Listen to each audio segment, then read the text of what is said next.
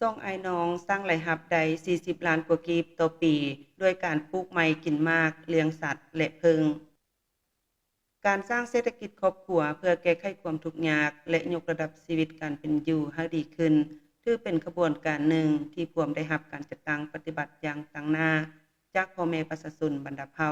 เมื่อดังครอบครัวของซ่องอ้ายน้องชาวบ้านทงใจไตเมืองลงน้ำทาแขวงลงน้ำทา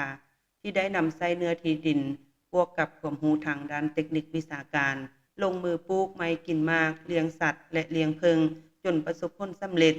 สามารถสร้างรายรับเข้าครอบครัวได้หลายกว่า40ล้านกว่ากีบต่อปี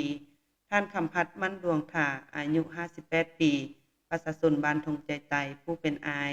ได้ร่วมมือกับทานน้อยอารุณดวงปัญญาพนักงานของห้องการกสิกรรมและสิ่งแวดล้อมเมืองผู้เป็นน้องพร้อมกันพัฒนาเนื้อที่ดินจำนวน 5,000 ตารางเมตรเนื้อที่ดินของผู้เป็นอายให้กลายเป็นส่วนกสิกรรมแบบผสมผสาน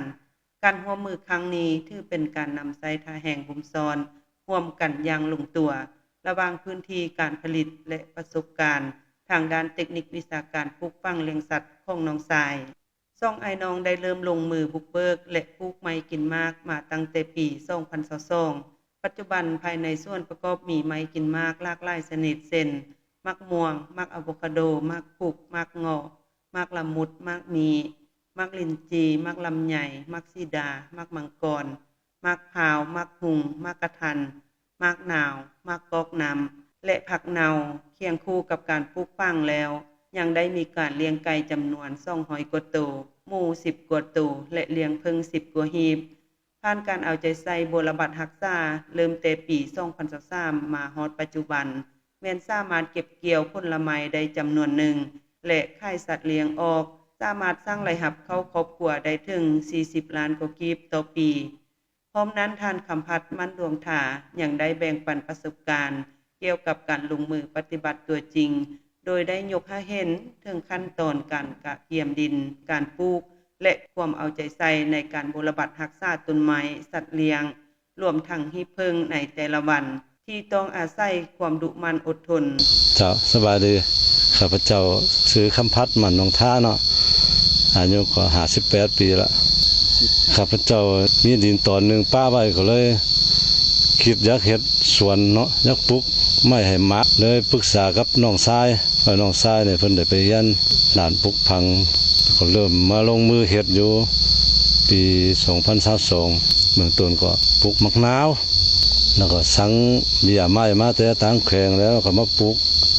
จำนวนหนึ่งเนาะจากปลูกมาแล้วก็ปี1ปี2ก็มะนาวก็เริ่มได้เก็บเกี่ยวขายได้เริ่มต้นได้ขายเล็กๆน้อยๆมาจึงมาขยายปลูกออกหลายเติมมากไม้แต่ละชนิดแนวละเล็กละน้อยไปอะไรมันดินอิงใส่นาดินมันก็เนื้อที่มันก็น้อยแล้วมาฮอดปีนี้ก็มากไม้เอาก็นั่นเป็นมากหลายผลผลิตนี่ก็จะเป็นอะไรก็ยังบ่ทันฮู้ลองติดตามเบิ่งและท่านน้อยอารุณดวงปัญญาก็ยังได้อธิบายเพิ่มเติมในมุมมองของนักวิชาการโดยเน้นหนักถึงความสำคัญของเทคนิคการปลูกการเลี้ยงที่ถูกต้องตามหลักการการให้ปุ๋ยการจัดสรรพื้นที่ให้เหมาะสมกับสัตว์แต่ละประเภทรวมไปถึงวิธีการกำจัดศัตรูพืชและป้องกันพยาธิสัตว์ซึ่งเป็นปัจจัยหลักที่ช่วยลดพรความเสี่ยงและเฮ็ดให้ผลผลิตได้รับมากผลดีเจ้าสบายดีครับเจ้าชื่อเท่าน้อยอรุณหลวงปัญญาสังกัดอยู่ห้องการกสิกรรมและสิ่งแวดล้อมเมืองหลวงน้ำท่า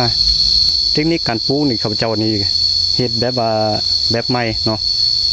ซึ่งว่าการปลูกนี่เฮาก็บ่ได้ใส่ฝุ่นห้องพื้นอย่างไรเนาะจากเขาปลูกพอมันหักขย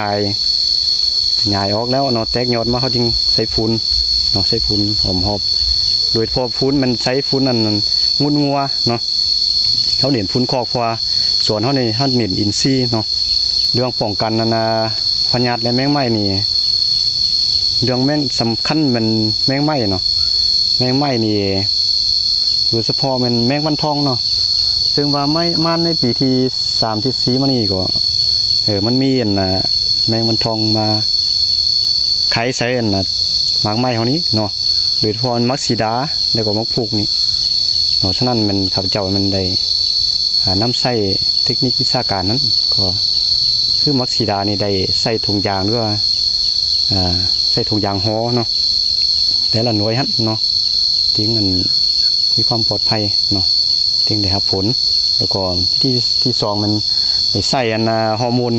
เนาะใส่ฮอร์โมนล่อแมงวันเข้าในตุกน้ำหั่นเนาะแล้วก็หลังจากมันเข้าไปแล้วก็เพื่อลดพรประชากรของแมงวันทองนั้นเนาะเหนียวกว่าใดทั้งนั้นตัวได้รับผลดีเนาะแล้วนอกจากนั้นเนาะเขาก็ขยายพันธุ์นั่นเบี้ยไม้อยู่นี่เนาะขยายพันธุ์เห็ดทมเห็ดกาแกนเนาะเห็ดทับกิ่งเนาะแล้วก็ไปขายเพื่อแบ่งปันให้แกพ่อแม่ประชาชนเนาะชาวเกษตรกรด้วยผู้ใดที่มีความสนใจเห็ดสวนนั้นเนาะเอาไปปลูกเนาะเพื่อว่าลดพรการนำเข้าเนาะการเฮ็ดกสิกรรมแบบผสมผสานของซ่องไอ้น้องถือเป็นอีกหนึ่งบทเรียนที่ดีในการนำใช้เนื้อที่ดินให้เกิดประโยชน์สูงสุดในการหันมาผลิตกสิกรรมเป็นสินค้าเพื่อแก้ไขความทุกข์ยากและสร้างเศรษฐกิจครอบครัวให้มีความเข้มแข็งบนพื้นฐานการนำใช้เทคนิควิชาการเข้าช่วย